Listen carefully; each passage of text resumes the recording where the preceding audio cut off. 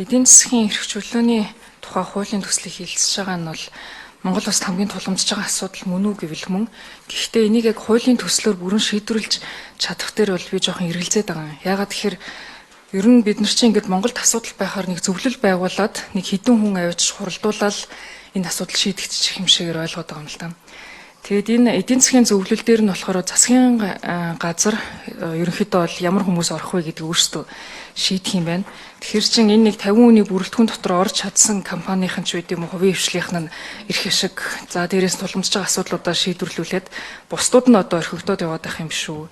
Дээрээс нь энэ нь одоо хэр хугацаанд тухайн одоо зөвлөл дээр хүмүүс нь байж байхын, иргэн сонгогддог байх юм уу, сонгогддгүй байх юм уу гэх мэт олон асуудлыг дагуулж байгаа. Тэгэхээр ерөн зүгээр юм зөвлөл байгуулад л тухайн зөвлөл дээр асуудал шийдэгдэх гэхээр ч нөө бүтэц томруулдагтай л адилхан байгаа юм л да. Төрийн албаны ёс зүйн тухай хуулийг, төрийн албаагч ёс зүйн тухай хуулийг бас баталж ирсэн. Тэгээ тэрнтэй холбоотойгоор баахан ёс зүйн дид хороо гаргасан. Хувь хүний одоо ёс зүй, ёс суртахуунтай холбоотой хуулиар буюу шийдэх одоо хэм хэмжээг одоо зохицуулах боломжгүй зохицуултуудыг бид нэр ингээ хуулиндаа гаргаж өчтдөг.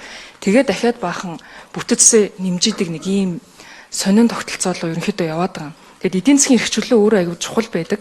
Гэхдээ энэ нь үндсэн хуулийнхаа дагуу бид нар уг нь бол хангалттай тусгаад өгсөн шүү дээ. Манай улс чөлөөт эдийн засгийн дээр тулгуурсан хувийн өмчийг хамгаалдаг байна гэдгээд заагаад өгсөн.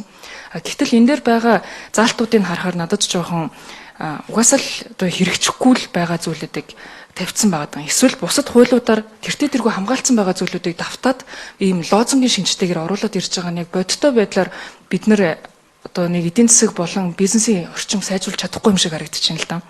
За тэгээд бас хоёр дахь асуудал нь болохоор мэргэжлийн хяналтын талаар сая бас инх 2 сайд ярьж байна. 2022 онд бол мэргэжлийн хяналтын 1600 гаруй ажилтнтай байсан. Тэгээ 26 чиглэлд үйл ажиллагаа явуулдаг байсан.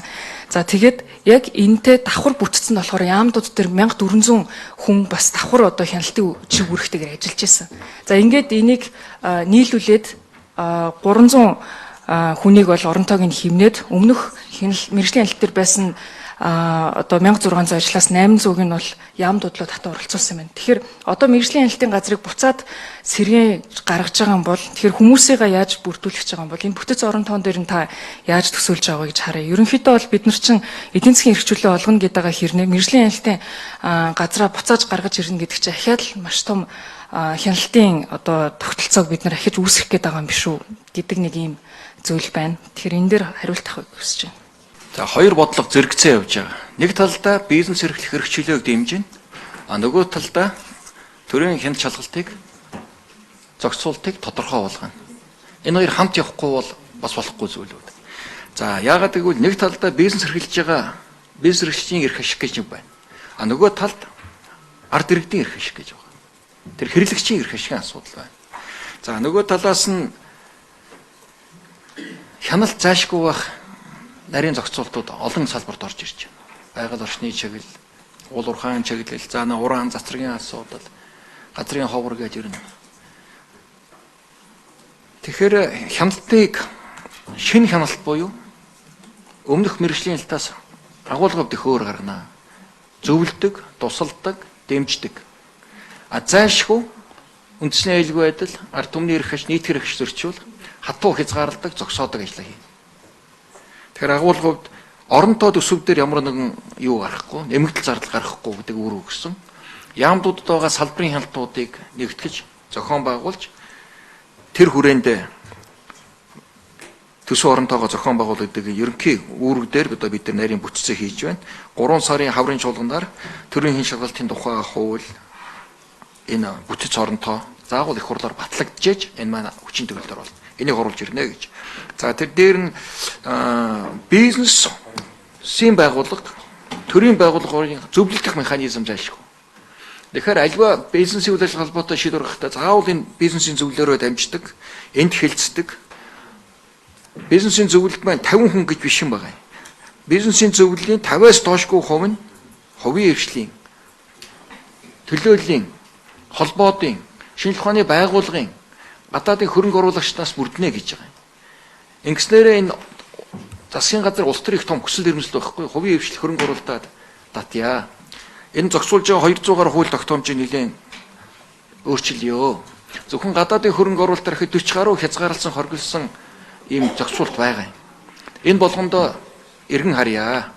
Ер нь манай эдийн засгийн нөхцөл байдал бид эдийн засгаа зайлшгүй тэлэх, эдийн зах зээлээ тэлэх, экспорт нь чиглэсэн. За дээрээс нь гадны хөрөнгө оруулалт таатай байж энэ эдийн засгаа тэлэх бодлого хэрэгжүүлэхгүй бол одоо бол бид нар үндсэндээ ингээд 3.5 сая хүний зах зээл мань үндсэндээ ханж байна шүү. Одоо яг байгаа хүчин чадалтай тулж байна шүү.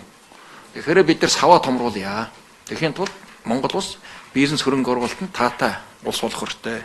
Тэгэхин тулд бидний өнгөрсөн 35 жилийн хувьлагын дүгнэлтийгээд эрх зүйн их том өөрчлөлт хийе. Бид бол засгаас бол ерөнхий нь бол суур бодлогын юмнууд оруулж ирж байна. Одоо би улс төрийн бүх намуудад нэг уриалмаар байгаа. Энэ бол манай их хурлын энэ бүрэн эрхийн хугацаанд бидний хийх хамтын том бүтээл байх ёстой. Энд манай улс төрийн намууд ажлын хэсэгт хамтран яг оролцоод энэ бол их хурлын одоо бүтээл байна. Бид өнөөдөр оны сүүлийн өдөр ингэж явсаар байгаа өргөн барьж байгаа нь оноо ингэж өгөөд 26-ны гол зорилт бол бид нар бизнес эрхлэлөө дэмжсэн, хөрөнгө оруулалтыг дэмжсэн. За сая бид нар шуулган зөвшөөрлийн хуулийг орууллаа шүү дээ. Энэ зөвшөөрлийг бас нэг зохицолтсон. Ер нь нэг өнгөрсөн нэг дүгнээд эдийн засгийн төрийн оролцоогоо нэлээд хязгаарлаад, багасгаад цаашдаа төсөвдөх төрийн одоо зардлыг өтөр бид нар эрс бууруулахгүй бол дотоодын бүтээгдэхүүн их өндөр 37% хүрчээд байна. Тэгэхгүй бизнесийн орон зайг манай төрийн өмч, төрийн өмч аж ахуй нэгж төсөвөөр дамжсан энэ шахалт их хүн тусаж байгаа. Цаашдаа ер нь ингэж бид явж болохгүй гэсэн үгнээс. Тэгэхин тус хууруудыг хийж байгаа. Тунхагийн гэж та хэлдэ. Тунхагийн биш, үндсэн зарчмууд хэлж байгаа. Өмч халдшгүй байна. Бизнес эрхчлөлөө халдшгүй байна. Төр энийг тэгээд үндсэн хууль дээр угаасаа бас бичсэн байгаа ш бид нар хувийн өмчт халдаж болохгүй гэд. Тэгээд тэгсэн хэрнээ сүүлийн жилүүдэд бол хувийн өмчлөө бол асар ихээр халдж байна. Зах зээлүүд лүү бол төр өөрөө орж бас халдж байна. За тэгээд энэ эдийн засгийн зөвлөлийг ерөнхий сайдын дэргэд байгуулна гэдэг тэр нь бас нэг асуулт байгаа нь болохоор энэ худалдаа аж ахуйн танхимын тэр өөргөө гүйцэтгэж чадахгүй байгаа мó. Худалдаа аж ахуйн танхим энэ дэр чинь тэртээ тэргүй тусгай хуультайгаар бас ажиллаад явж байгаа. Аж ахуйн нэгжүүд чинь тэр танхим дээр одоо өөр өөрсдийнхөө бодлогууд салбар зөвлөлүүдээр бас дамжуулаад нэлийн тэндээ бас ажиллаж идэг. Тэгэхээр танхимтайгаа ойлголцоод явж чадахгүй байна гэсэн үг үү? За гишүүдэд хариулахад асуудал өөдрөг талаас нь хандаарай. Танхим бол бизнес эрх ашиг хангаж байгаа нэг төлөөлөл. Ерөнхий сайд бол улс орны гүйцэтгэлийг удирдах байгаа хүний хувьд эдийн засгаа мэдрэх, хөрөнгө оруулалтын эдийн саатааш мэдрэхин тулд дэргэдээ зөвлөл байгуулж, тэр зөвлөөрөө дамжуулж энэ бизнес үүсэж байгаа, эдийн засаг үүсэж байгаа асуудлуудыг өөрөө манлайлалаар шийдвэрлэж явах, зохицуулт хийж явах үүднээс л байгуулж байгаа. Гэтэ энэ бол одоо хууль шүүхийн шийдвэрийг давна гэсэн зүйл биш шүү дээ. Жишээл арбитрийн асуудал байна. Монгол улс ихэд л одоо бизнестэй холбоотой арбитрт өнгөрсөн хугацаанд 6 билүү 8 гомдлыг Монгол улс дээр авч олон зуун сая долларын өрөнд унжсан байж жишээнүүд их бий. Тэгэхээр аль болох энэ хөрөнгө оруулагчдын гомдлыг улс төрийн түвшинд төрүүлж мэдрэх, салбар хооронд зохицуултаар хангаа шийдвэрлэх ийм хурдан шуурхай байх үүднээс л хийж байгаа. Буюу нөгөө талаасаа бизнес эрхэлж байгаа хөрөнгө оруулж байгаа улсууд дуу хоолой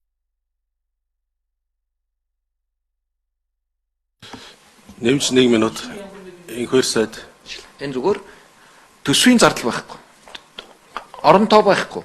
Энэ бол энэ зөвлөл ерөнхий сайдын дээр хуралдаад зөвлөлд орсон тэр байгууллагууд гомдлоо гаргаад, асуудлаа гаргаад, дүгнэлтээ гаргаад ингээл ерөнхий сайдын анхаарлыг хүргэх нь чухал байхгүй. Тэгээд шийдвэр хурдан гаргах, дорн залруулах, заавал хуу шүүхтэр очих биш. Заавал тэр олон улсын арбитрт шийдэх асуудал биш. Наан зөвшөөрлөөр, хилцлээр тэр шийдэх боломж орон зайг л гаргаж өгч байна. Зүгээр улс төрийн нэг арга хэмжээ юу гэдэг бүтц. Тэгээ ерөнхий сайд болгон өөрөө энийг өөрчлөө, шинжилээд өөр холсуудаа ураад ингээд аваад явах болцоотойгоор. Тэрнээс төрийн байгууллага бүтцийг төсвөө санхүүжих аливаа ямар нэгэн зүйл байхгүй. Саяны хариултаа сонсоход ер нь тэгээд ямар ч төсвийн зардал байхгүй. За тэгээд дээрэс нь ерөнхий сайдтай ойр ажиллахыг хүсэж байгаа бизнесийнхэн нь өөрсдөө холбогдоод явцдаг асуудлуудаа танилцуулаад явчих болно гэж тэгж байгаа юм бол заавал хуульчилж өгöd байх бас шаардлагагүй юм шиг харагдаад байна л да надад бол. Яагаад заавал тэрийг хуульчилж өгөх ёстой гэж одоо манай улсад чинь бүх зүйлүүдийг одоо ингээд хуульчилж өгдөг. Асуудал гарангууд бид нар нэг дунд нь тусад нь тусгаалчилсан нэг зөвлөл байгуулсан. Тэр зөвлөл дээр асуудал ярина гэдэг.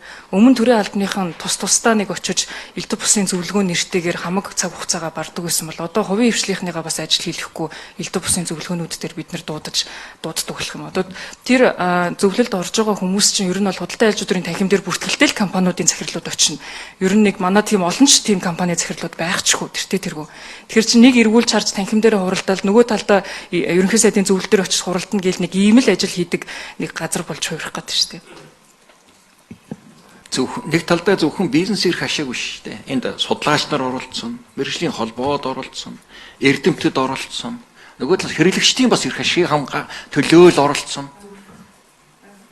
Танхим гэдэг бол цэвэр бизнесийн эрх ашиг хамгаалдаг байгууллага. Тэгэхээр ерөнхий сайд улс төрийн шийдвэр гаргахад бүх энэ салбарын төлөөллийг сонсож явах нэг чухал байна.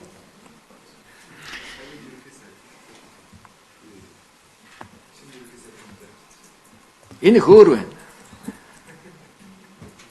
Цэнгэн шүнэ. Асууж байгаа өөдөр ханд бүгдээрээ болгоё бүтээ гэж.